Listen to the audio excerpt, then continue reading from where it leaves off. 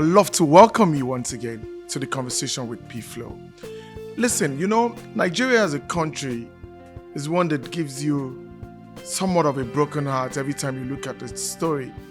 I was born in the year 1975, and I believe that year, if you asked my parents what they thought about the country, they would have told you that Nigeria was good. It wasn't great, but it was good. The little things that they could afford, they were able to build a life, have children, give them a good quality education. And as far as they were concerned, they were successful.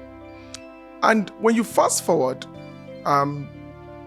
democracy came back to Nigeria after the truncation of democracy in 1999. And since then, we've had 25 years of unbroken democracy. But when you ask the average Nigerian on the streets, how do they feel about Nigeria today and the prospects for the country? The tendency is that you'll find a lot of despair.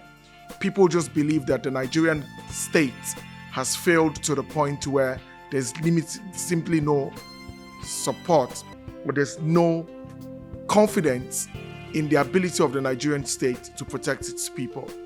Now, when you ruminate over it and you wonder why Nigeria has turned out the way it has and whether there is actually clear hope for the future, you would always come back to one thing, and I'll call it the failure of leadership. People would say to you that the people get the leaders that they deserve. But I think that it's not fair to just come to that sharp conclusion. I think that what our leaders have done over time is to actually ensure that the people are so intellectually impoverished to the point where the only thing they can do is to pander to the demands and to the wishes of their leaders. And as such, the leaders feel that the social contract that exists between them and the country is not one that has to be honored. So the average Nigerian leader only thinks about himself. He wants life to be better for himself and for his children, and he doesn't care about anybody else. So when you go to the public hospital, the chances of you coming out alive are as good as you going to a babalawo. And you see, the truth is, we've built a country that has preyed on its best people, preyed on itself, and is beginning to actually digest its own intestines simply because of the toxic nature of the relationship that the average Nigerian has with the government. So I always say this, and I've said this frequently, that the relationship between the average Nigerian and the government that he's supposed to serve him is a toxic relationship. In most instances, every contact that you have with government is abusive, is depressive, and is only meant to break you down. And I'll give you classic examples. A last mile official would rather arrest you than tell you the right place to drive. A policeman would rather arrest you than tell you how to follow the law, simply because it's an abusive relationship. This Nigerian state abuses its people. And you then have to ask yourself, we've continuously said the same thing. How is this country going to get better? What are we going to do differently so that the generations that come after us are going to feel some form of hope and they're able to build a country that we can all be proud of? Now look, I always say this.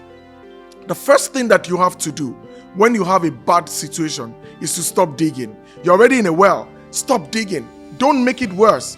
Just stop there and have time for reflection. Nigeria needs to reflect. Reflect on how it's treated its citizens. Reflect on the values that is required for its citizens to be able to feel a sense of citizenship in their own country. I travel quite frequently and I go to other countries. The sense of belonging that those citizens have for their country is a relationship that is driven largely by the social contract that is between them and the government. The government takes care of them and they pay their taxes. They do everything that they're supposed to do and follow the rules. And the country is happier for it and they grow. But you see here, because of that abusive relationship, the government feels no sense of responsibility towards the people. So the people are cannon fodder when it's time for elections. So the only time you are important to them is when it's the 4-year cycle for elections. Elections are coming, they tell you the sweet nothings and make you promises. I'll build roads, I'll build hospitals. And then 4 years later, he will come and give you no explanation for why he has failed. And he will tell you to believe in him again. And because you are hungry, because they've ensured that your intellectual capacity is diminished to the point where you can make rational decisions for yourself, you would actually sign up a contract for them for another 4 years of abuse. You know, there's a picture that always resonates in my mind, and that picture is going to be shown on the screen now. And I posted this picture about 12 years ago, and I said that this woman couldn't make a connection between the wrapper that she was tying and the fact that she had to fetch water to drink for her family from a dirty river, because she was wearing the wrapper of a political party who had been in power for quite some time. Now, for the average Nigerian, you must take responsibility for your own life. You must understand that there is no social contract between you and the government. In fact, the very constitution that we hold there is a constitution that had no contribution from the people. So in most other countries, when they write their constitution, they say, "We the people," because the people were parts and parcel of the process from which their constitution emerged. But for us, the military wrote a constitution, handed it over to us, and told us to build a nation with it. You cannot build a nation with a constitution that is not owned by the people. Ownership is an important part of nation building. Secondly, leaders must be leaders by example. You can't be a state governor. You can't be a president. You can't be someone who's leading the people. You're asking them to tighten their belts, but you are living a lavish lifestyle. It's not possible. The people are not going to believe you. You can't earn their trust that way. You know, the Bible tells us about the king, one of the kings in Persia. On the night when his kingdom was going to be torn apart, they were having a feast. They were feasting and they were not aware that the enemies were already at the gates. You see, when you have people who the only thing they understand is gluttony, the truth is that when the enemies gather at the gates, they would not be aware. And in their revelry, death comes upon them. This is a country that has significant resources. And I think there's no cliche around it. The human capacity that Nigerians have, 200 million people, 150 million of them are under the age of 30. That is a wonderful asset to have for any nation. But what's the problem? 10 million kids out of school. 10 million children out of school. And I'm just talking about secondary school. So when you go to primary school, that number is probably closer to 20 million. How can you have 20 million uneducated people in your country and you expect that you're going to grow? You know, I say this. Every time I get to a traffic light, I see those boys, you know, who come to your window and try to hustle a buck out of you. And I keep saying this consistently, that one day, those children are going to lose hope so much and they're going to feed on the people that are in those cars. And it's going to happen unless we find a solution to it. We need to educate our young. We need to give them hope for the future, making them understand that the current status quo is not going to deliver a nation we can be proud of. And it's important that that comes right from the top, right from our leaders. Our leaders need to understand that they need to rewrite the social contract between Nigerians and them, and that they need to be accountable to the people. Genuine accountability. Look, law and order has broken down in the fringes of the country, from Sokoto to Borno to the eastern part of the country. There's a breakdown of law and order. The Niger Delta has been in chaos for almost 2 decades. The reason why this has happened is simply because the people do not feel that they're part of a nation. And the only ones who can change it are the ones who have either elected or who have imposed themselves on us as leaders. The responsibility of changing the course of this nation is on you. It is your responsibility to rebuild this nation.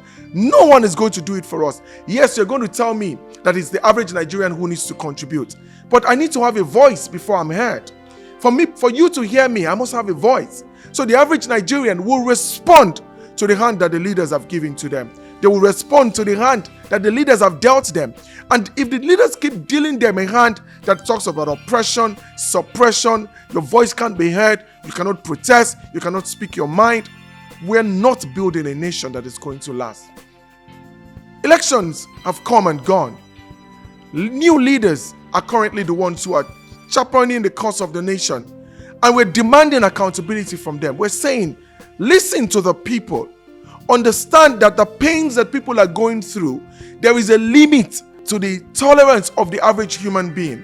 And when a man is hungry, you can't tell him to stop crying. When a man is hungry, he's going to be an angry man. So there are basic things that we need to do as a people to rechannel the course of this country. And one of that is a change in the mindset of our leaders. Understanding that you are there for a short term, not just to enrich your pockets, but for you to better the lives of the people. 4 years is a short enough time for you to be able to bring in policies that improve people's lives. Build the right foundations for the people who come after you to be able to build upon. Put the right structures in place, the right brick building blocks for nation building. Put them in place. Hire the people who are best able to do a job, and ensure that when you give contracts out to people, that you enforce that those contracts are carried out. When we increase the level of accountability at government, then you have the moral right to demand the same thing of the people. But when the government is the biggest lawbreaker, how do you impose that on people and tell them to follow the law? It's impossible. The policeman is the one who breaks traffic lights. The judge is the one who takes bribes. And we want to build a nation that's going to sustain itself. No, we're not. We're just going to prey on each other. So I want to leave you with this afternoon or this evening, and whatever time it is that you're listening to this. Look, Nigeria is our country. I don't have any other passport. I don't know if you do. I don't have any other passport. I have no other place to call home. This is where home is. I tell my friends that I've had opportunities to leave Nigeria and not live here, but I've deliberately refused to leave this country. But you see, in the middle of all of that, we can't look away from the fact that this is a difficult place to live. That every contact that the average Nigerian has with government is an abusive one. And it's only a place of terror when you have contact with government. Have you been to a government office recently just to try and process a document and see the hoops and the hurdles that they put in front of you so that they can make your life miserable? That has to change. Our social contract has to be one the average Nigerian is confident enough to walk into a government office and expect service without demanding it. And that's one thing that you need to promise us as we go into this new cycle and a brand new year. Nigeria needs to change. Now, finally, I say this as well. Look, as people and as the generality of Nigerians, we also have to play our own role. You must understand that the office of the citizen is actually the higher office than even the office of the president. The citizen is the one who builds a nation with direction from the leaders. So in your own space, make sure you're not the lawbreaker. Make sure you're not the one breaking walls instead of building them. Make sure you're not the one who is bigoted, who sees Igbo, who sees Hausa, who sees Yoruba, rather than a Nigerian. Make sure you're not the one who wishes bad for the average Nigerian or for your average neighbor. Make sure you're not the one who's stealing the same materials that are put on the road for your protection. You're removing them. In front of church, there are manholes in Surulere that I've seen consistently. The steel in those manholes are being stolen. Who did this to us? What kind of people endanger other people's lives just because they want to enrich themselves? I hope that I'm speaking these words and they're resonating in your mind, and you're able to look yourself in the mirror and realize that you've contributed to the Nigeria that we have today. Nigeria can be better, but only if you become better, only if I become better, and we contribute to the growth of the country. My name is Femi Olade, and you've just had the conversation with P.Flow. I'll see you again next week, and before then, make sure you are the best version of yourself.